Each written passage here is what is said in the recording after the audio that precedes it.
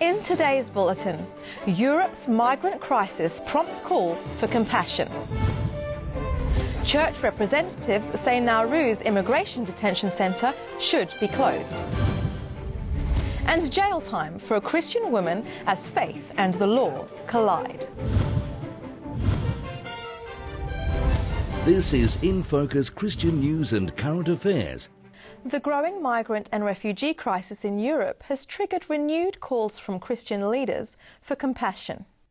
In Australia, the Anglican Church has called for 10,000 extra refugee places in response to the flood of Syrians fleeing their homes. The Australian Christian lobby has made similar statements. According to the ABC, Prime Minister Tony Abbott said the government would make provision to accept more Syrian refugees. In Europe, church leaders are also calling on their governments for a more open-hearted response while conceding the huge scale of the problem. Christian agencies such as ADRA in Serbia are doing what they can to assist refugee families passing through their region. A damning Senate Select Committee report on conditions at Australia's immigration detention centre on Nauru has prompted the Uniting Church to call for the immediate closure of the facility. The report outlines incidents of abuse and harm to women and children and concludes that the detention centre is not adequate, appropriate or safe for asylum seekers. The Uniting Church said it's outrageous that despite the failures, Transfield has been awarded another 5-year contract to run the Nauru facility.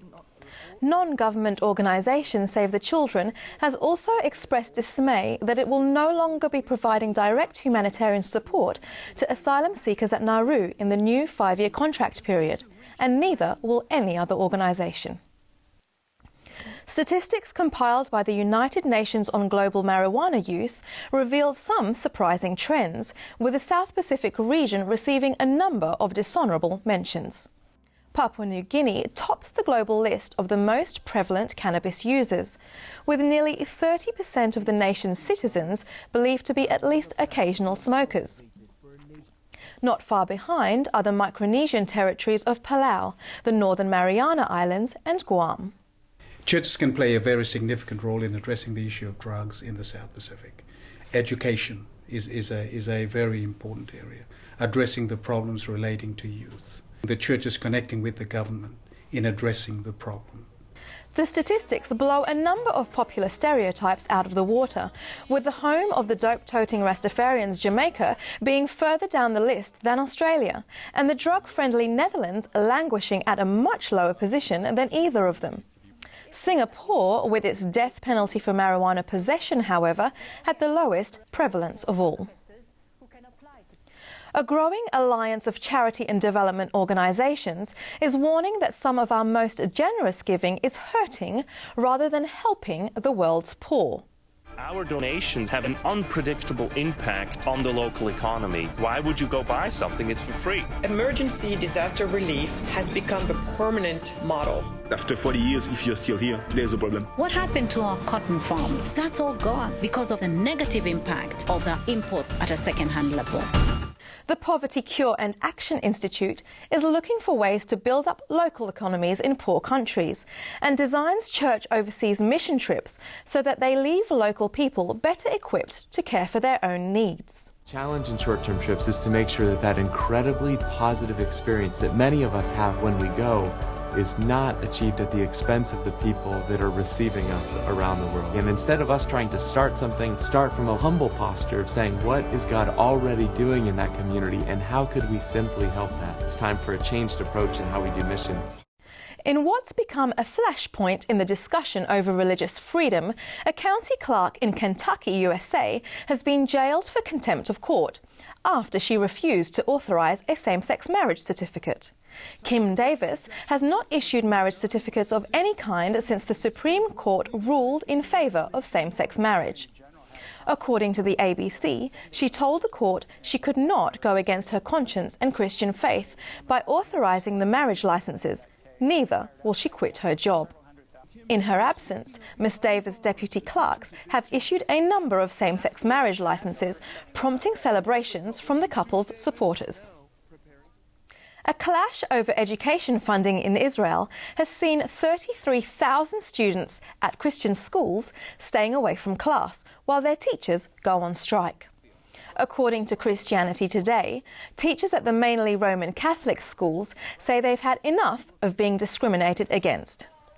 Jewish private schools in Israel are 100% government funded, while Christian schools have been told their 45% funding will be cut to 29%. A number of other funding models have been put forward by the government, which the Christian schools say involve too much cost for parents or too much government interference. The negotiations are continuing. In a landmark achievement, a new Bible translation in modern Russian has been completed after a 23-year marathon effort. The new Bible is only the second modern Russian translation since the fall of communism. For decades, Bible students have struggled with the archaic language of translations from 1876 or even earlier.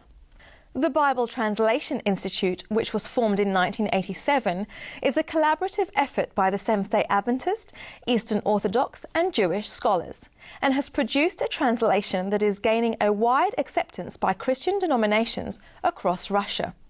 The translators hope the availability of God's Word in everyday language will encourage Russians to take some time to explore and deepen their faith.